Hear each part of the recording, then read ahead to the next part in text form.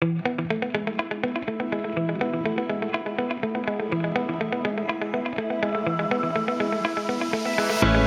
Sobat Suara, kembali lagi dalam Lekat, kenal sosok lebih dekat bersama aku Vira.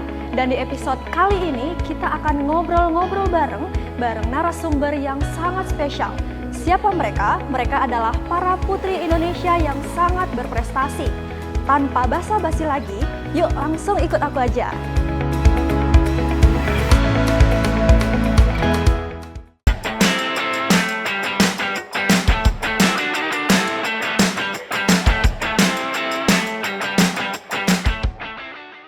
Halo Kak, apa kabarnya?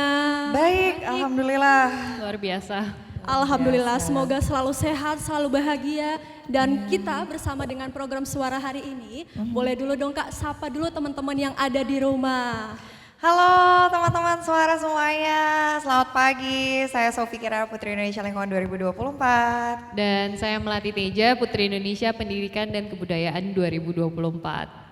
Oke, terima kasih banyak Kak. Sebelumnya kami dari Suara.com ingin mengucapkan terima kasih banyak atas kesempatan dan kesediaan waktunya sudah meluangkan waktu di tengah aktivitas yang beragam. Nah Kak, nih kami program Lekat hari ini atau kenal sosok lebih dekat, tentu pengen banget mengenal lebih dalam Kak Sofi dan Kak Melati secara mendalam. Boleh dong Kak diceritakan terlebih dahulu personal diri kakak masing-masing dengan hanya satu kata yang paling menggambarkan diri masing-masing. Boleh dulu nih siapa aja bebas. Oke, kalau aku one word to describe me will be cheerful. Oke, That's a boleh good dong one. Kak I agree. dideskripsikan dulu. Cheerful, karena mungkin yang kelihatan dari aku tuh orang selalu melihatnya orang yang serius, yang cuek, tapi sebenarnya aku orangnya much more bubblier dari kelihatannya dan juga it's easy for me to connect with other people, itu sih Kak. Oke, menarik sekali. Mungkin kalau Kak Sofi gimana? One word I would choose authentic. Karena aku selalu merasa bahwa menjadi diri sendiri itu adalah yang terbaik dan apalagi kalau kita bisa mengekspresikannya the best version of ourselves, I think that's the most beautiful part because whenever you're being yourself, your spark shows. So in every time I always try to be authentic. Wah, menarik sekali. Yuk kita aplaus dulu teman-teman buat dua putri Indonesia kita hari ini. Oh ya Kak, karena berkaitan dengan satu kata yang mungkin digabungkan tadi sangat berkorelasi. Aku cukup penasaran nih dengan prinsip dari Kak Sofi dan Kak Melati tentang gimana sih value diri, kemudian motivasi hingga bisa menjaga semangat sampai hari ini. Boleh dong Kak dibagi tipsnya kepada teman-teman suara yang ada di rumah. Kalau dari aku sendiri berawal dari satu kata yang aku ambil which is authenticity, di mana teman-teman ketika menjadi diri sendiri, teman-teman tidak pretending to be good, pretending to be bad, you know yourself better. Jadi kalau misalnya ada tantangan ke depannya and then you purely become yourself. And then in the middle of the journey itself, you face some obstacles yang dimana nanti teman-teman juga bisa jadi belajar di tengah-tengah situ berawal dari authenticity-nya itu. Teman-teman tidak pretending untuk tahu semuanya. Kita tidak perlu tahu semuanya, tapi ketika kita tidak tahu, disitulah kita bisa menjadi orang yang lebih baik. Jadi itu salah satu motivasi diriku. Terima kasih. Ayo kita beri aplaus. Terima kasih. Jadi itu yang selalu aku tanamkan ketika berangkat menjadi Putri Indonesia Daerah Istimewa Yogyakarta. Waktu itu mewakili Daerah Istimewa Yogyakarta di Putri Indonesia dan ketika sudah dinobatkan juga sebagai Putri Indonesia Lingkungan, ketika kita menjadi diri kita sendiri, itulah kita bisa belajar lebih banyak dari situ. Itu motivasiku. Oke, mantap sekali. Mungkin kalau Kak Melati langsung aja. Sama sih kayak Sofi, life is unpredictable, benar-benar sometimes kita bisa di atas, kadang kita bisa di bawah. Tapi salah satu prinsip yang aku pegang adalah jangan takut untuk mencoba. Karena ketika kita belum pernah nyoba, kita juga nggak akan tahu hasilnya gimana. And it's okay to have a failure sometimes, karena ya posisi aku sekarang juga bukan sebuah yang langsung sekali ikut langsung menang, karena I have failed di tahun 2022 ketika ikut Putri Indonesia Jawa Timur. Tapi dari kegagalan itu akhirnya aku belajar bahwa setiap orang memang punya gap yang harus dikejar juga, dan to know that kita itu nggak sempurna, to have a willingness to always learn to open for something good buat diri kita, it's a good things to do gitu Kak. Jadi prinsip aku adalah cobain apapun yang kalian mau, jangan sampai menyesal karena nggak pernah nyoba. Mending kamu udah nyoba tapi gagal instead of regretting kalau kamu nggak pernah nyoba. Oke, menarik banget sih. Berarti tidak ada kata terlambat untuk melakukan selagi kita punya niat untuk mencobanya ya Kak. Oke, karena berkaitan dengan prinsip motivasi yang sangat-sangat inspiratif tadi, dan tentu menjadi posisi sekarang itu adalah bukan hal yang instan sekali, bukan ya Kak? Oke, boleh tahu nggak Putri Indonesia itu pernah gabut nggak sih Kak? Dengan aktivitas yang beragam. Jadi sometimes Putri Indonesia nggak yang tiap hari kegiatan Kak. Sometimes kita juga punya waktu untuk break, untuk to have our own self, to have our own me time gitu loh Kak. Jadi Yayasan Putri Indonesia benar-benar maintaining our mental health juga. Tapi yang pasti juga nggak yang tiap hari gabut juga Kak. Maksudnya sometimes juga ada unpredictable schedule yang bisa aja dijadwalkan. Tapi it was a really memorable and also fun experience karena sometimes pekerjaan-pekerjaan dan agenda-agenda yang diberikan Yayasan Putri Indonesia itu di luar prediksi sih, kayak banyak banget jadwal-jadwal kegiatan-kegiatan yang kayaknya nggak mungkin deh kita bisa dapetin unless kita jadi Putri Indonesia. Oke, menarik sekali. Karena tadi sudah di-spill juga nih Kak tentang kegiatan kita tuh ternyata banyak banget ya sebagai Putri Indonesia. Aku cukup penasaran kalau misalnya kakak dua sekalian ini punya aktivitas yang tidak banyak atau waktu luang deh misalnya. Paling senang melakukan apa atau hobi? Atau mungkin teman-teman suara di rumah ini kurang mengetahui nih kalau misalnya ada fakta yang mungkin tidak diketahui tapi kakak sekalian tuh senang melakukan itu. Boleh dong Kak Sofi dulu. Oke, kalau dari aku mungkin menjadi seorang beauty queen dari beauty pageant ini ada plus minusnya, tapi aku melihatnya plus poinnya di mana aku dituntut untuk menjadi pribadi yang selalu terlihat baik, selalu terlihat yang the best version of myself. Tapi itu juga menjadi motivasi aku untuk hidup sehat, seperti misalnya olahraga yang teratur, terus perawatan diri penting sekali, dan alhamdulillah untungnya terima kasih banyak ke Yayasan Putri Indonesia dan Mustika Ratu, kami semua di-provide untuk treatment di Taman Sari Royal Heritage Spa. Jadi kalau misalnya lagi nggak ada jadwal kosong, pasti selalu menyempatkan diri untuk relaksasi, karena menurutku ketika spa itu bisa baik untuk mental, karena merasa rileks ketika dipijat itu, tapi juga baik untuk fisik di mana semua badan kita, bahkan bagian-bagian yang mungkin belum pernah dibersihkan sebelumnya tapi dibantu oleh terapis yang sudah bersertifikasi standar internasional, itu pasti di treatment oleh mereka, dan akhirnya jadinya inner beauty-nya dapat, outside beauty-nya juga dapat. Oke, menarik sekali. Kalau kamu Melati gimana? Sama sih, jadi mungkin salah satu fun fact kalau kita lagi nggak ada kerjaan, kita biasanya di Taman Sari Royal Heritage. Kadang janjian juga sama Sofi, Sof ayo besok mumpung kosong kita ke Taman Sari Royal Heritage. Kalau kami biasanya ke Jakarta, yang di Jakarta ya Kak, tapi di Mustika Yogyakarta Resort and Spa juga ada. Selain self me time dengan treatment kita, kalau aku suka banget nonton Netflix, kadang di kamar cuma pesan ojek online, makan ojek online terus nonton Netflix sampai habis. Oke, berarti aktivitasnya tuh sama seperti kita yang pada umumnya juga ya Kak? As human. Oke. Ngabisin drakor-drakor itu. Ya sih, selain menjaga diri dari dalam, kemudian dari luar juga, kemudian menonton film, makan, itu hal-hal umum yang kita biasa lakukan ya Sobat Suara. Karena tadi kita sudah ngomongin tentang personality dari Kak Sofi dan Kak Melati, aku pengen ngulik lebih dalam lagi nih karena lekat dengan mereka semua. Boleh dong Kak dikasih alasan konkretnya, kenapa sih harus memilih Putri Indonesia, ajangnya untuk memilih tempat untuk berkembang dan bertumbuh. Dari tempat yang ada di luar sana harus memilih Putri Indonesia. Aku bisa bilang beauty pageant is not belongs to everyone. Dan aku juga nggak bisa menyamaratakan, oh ya kamu harus ikut karena gini.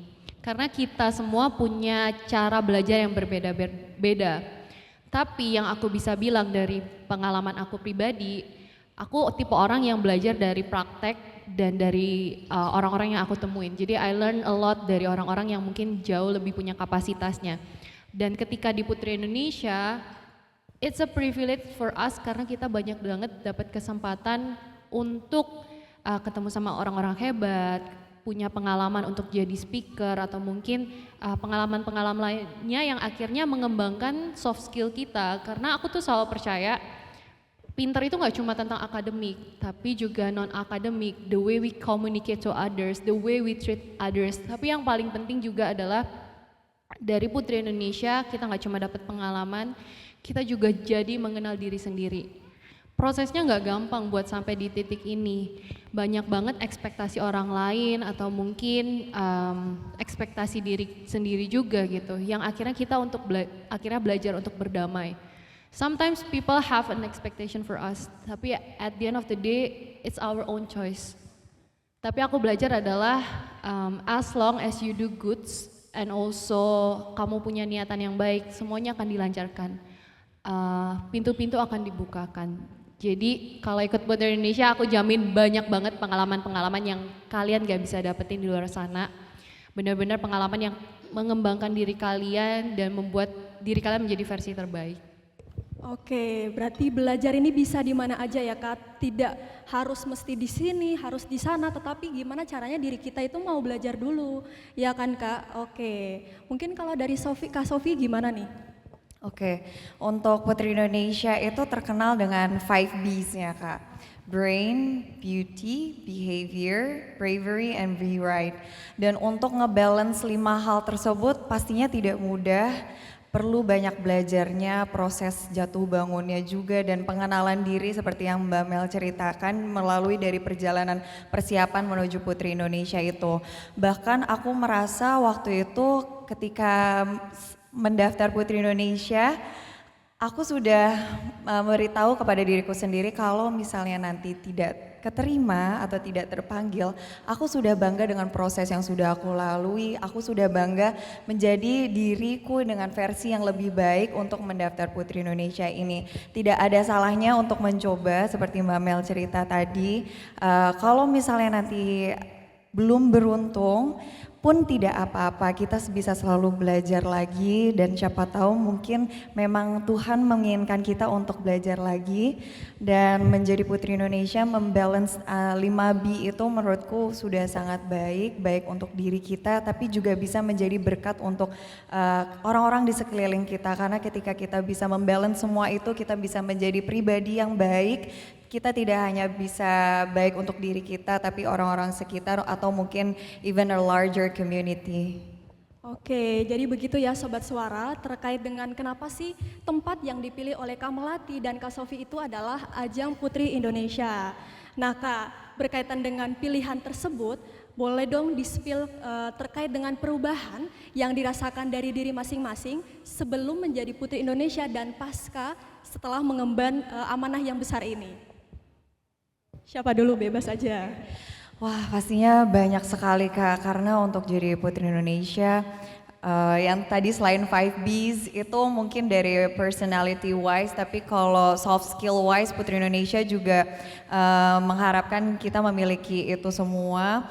Karena kita diharapkan juga untuk bisa public speaking yang baik, bagaimana kita menyampaikan pesan yang ingin kita sampaikan kepada masyarakat luas, terlebih sesuatu yang kita rasa penting untuk disampaikan. Misalnya kalau dari aku sendiri tentang lingkungan, pentingnya mengolah sampah, di mana sampah itu masih ada nilai ekonominya dan yang lain sebagainya, itu soft skill yang sangat diperlukan sebagai Putri Indonesia. Dulunya aku tidak berani untuk berbicara di depan kelas bahkan, tapi ketika berproses untuk menjadi Putri Indonesia disinilah aku belajar bahwa public speaking itu penting dan ternyata public speaking itu tidak semenakutkan itu kalau dilatih dan public speaking itu bisa kok dilatih. Itu mungkin perubahan yang sangat-sangat dirasakan ketika sebelum mengikuti Putri Indonesia dan sesudah mengikuti Putri Indonesia. Dan juga confidence-nya juga dapat dan dan pengalaman luar biasa ketika memasuki Putri Indonesia adalah mewakili Indonesia di ajang Miss Internasional, dan di ajang tingkat internasional itu sungguh-sungguh luar biasa karena perjuangannya pastinya 10 kali lipat lebih dahsyat dari perjuangan ke nasional ya Mbak Mel, karena bukan lagi provinsi yang dibawa tapi ke internasional membawa nama Indonesia begitu. Nambahin kalau perubahan dari aku pribadi adalah aku sekarang jauh lebih calmer kalau misal ngadepin masalah. I was the one who always overthink about something. Apalagi kalau udah dapetin sesuatu masalah gitu. Rasanya kayaknya kok hidup ini udah paling kacau sendiri gitu. Tapi ketika di Putri Indonesia banyak banget proses yang akhirnya nyadarin aku bahwa setiap masalah itu pasti datang dengan solusi. So instead of overthink about apa yang terjadi sama kita, kok kita harusnya yang gini tapi kita ngelakuin sebaliknya dan lain-lain, daripada menyesali itu lebih baik tenang dan cari solusi dari setiap masalah yang ada. Jadi itu salah satu perubahan besar sih dari aku. Dan the way I talk sekarang jauh lebih tenang sih. Kalau dulu mungkin orangnya yang meledak-ledak, yang dulu nggak pernah mikir, ya ini diri aku gitu. Tapi ketika menjadi Putri Indonesia, jauh lebih ditata, jauh lebih aware sama orang lain. Karena ya mulut kita ini maksudnya sometimes bisa jadi senjata juga ya buat kita. Kalau misal kita ngomong sesuatu hal yang kurang enak penyampaiannya, mungkin orang bisa sakit hati. Jadi lebih aware, lebih having a really big empathy now. Oke Kak, karena berkaitan dengan perubahan yang begitu drastis dan betul tumbuh pesat tadi ya, saya cukup penasaran dengan berapa lama sih masa menjabat Putri Indonesia itu sendiri, dan kemudian aktivitas apa yang nanti direncanakan pasca selesai menjabat. Kamu latih dulu boleh? Oke. Masa jabatan selama kurang lebih setahun Kak, tapi it depending dari pemilihan Putri Indonesia yang mendatang. Nah untuk kami sendiri, kami terpilih tanggal 8 Maret 2024 kemarin, dan di tahun ini pemilihan akan diadakan tanggal finalnya 2 Mei 2025, which is kita ada setahun lebih 1 bulanan gitu. Untuk jangka waktu setahun Kak, lalu after the rain, banyak banget sih planningnya, tapi salah satunya pastinya keep continuing apa yang kita sudah mulai. Jadi kami semua, kami berempat punya kegiatan kami masing-masing di bidang sosial. Kalau saya pribadi di dunia pendidikan, Sofi di lingkungan, dan kami yakin setelah dari Putri Indonesia, setelah kita training, kita akan keep going our social activities dengan cara kita masing-masing, dengan platform yang sudah tersedia, dengan koneksi yang terbuka. Oke, aku mungkin menambahkan ya, aku setuju banget, aku juga berharapnya ketika setelah menjabat menjadi Putri Indonesia Lingkungan ini, memang ini gelar yang abadi, akan melekat selalu dan tercatat di sejarah juga, tapi pastinya harus ada regenerasi ke generasi selanjutnya. Aku berharapnya bisa tetap berkarir di dunia lingkungan, tetap peduli dengan lingkungan, dan lebih belajar mengenai tentang lingkungan, karena lingkungan ini banyak sekali perubahan-perubahannya dan juga teknologinya untuk mengatasi bencana-bencana lingkungan atau tentang sustainability itu selalu berprogres. Jadi aku ingin menekunkan itu, dan pastinya terima kasih banyak kepada Yayasan Putri Indonesia dan Mustika Ratu yang sudah membuka semua pintu itu menjadi possible untuk kita. Yang awalnya aku pikir pintu itu impossible untuk dibuka, tapi melalui Putri Indonesia semuanya jadi possible. Oke, terima kasih banyak Kak atas jawaban inspiratifnya. Nah Sobat Suara, itulah jawaban-jawaban menarik dari Kak Sofi dan Kak Melati. Tapi sebelum menutup sesi lekat kita pada hari ini, boleh dong Kak dikasih masing-masing satu di antara kalian quote atau kata-kata positif untuk Sobat Suara yang ada di rumah. Mungkin ada yang sedang berproses, kemudian demotivasi dan nonton tayangan lekat kita hari ini bisa semangat kembali. Okay, this is actually my go-to quote. My go-to quote is from Nelson Mandela. He said that it's always seems impossible until it's done. awalnya pasti terasa impossible, terasa tidak mungkin. Tapi ketika sudah dijalani pasti bisa juga ya ternyata kita. Dan itu yang aku rasakan juga ketika memasuki Putri Indonesia. Awalnya aku pikir ya, menjadi Putri Indonesia Daerah Istimewa Yogyakarta aja sudah senang sekali gitu. Tapi ada satu quote lagi yang membuat aku keep going dan selalu melakukan yang terbaik adalah salah satunya filosofi Jepang berbunyi Ichigo Ichie. Artinya momen ini sangatlah unik dan tidak akan terjadi lagi di kemudian hari. Mungkin akan terjadi lagi di kemudian hari, tetapi pasti banyak X factors-nya yang berbeda dan possibility kita untuk menang atau untuk kalah pastinya pun juga beda. Jadi dua quotes itulah yang menjadi pegangan hidup aku. Kalau it's always impossible until it's done, itu quotes yang memotivasiku untuk memulai sesuatu yang menurutku sangat besar sekali. Tetapi Ichigo Ichie itu adalah quotes yang dimana aku pegang selama journey itu. Aku harus selalu melakukan yang terbaik karena momen ini tidak akan terulang lagi. Aku harus menjadi yang terbaik di detik ini juga, begitu. Mungkin quotes-nya kurang lebih sama Sophie, tapi aku selalu nekanin buat semua orang yang ketemu sama aku adalah gak perlu takut untuk nyobain sesuatu dan it's okay if you have your own failure gitu loh. Sometimes ketika kita ngalamin kegagalan kayak rasanya tuh dunia hancur, kadang insecurity, kadang questioning about your worth. Akhirnya yang kejadian setelah kita ngalami suatu kegagalan atau didn't meet our expectation gitu.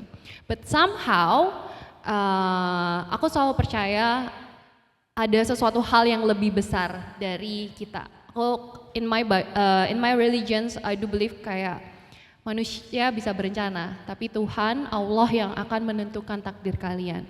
Aku percaya hidup ini nggak sebuah kebetulan.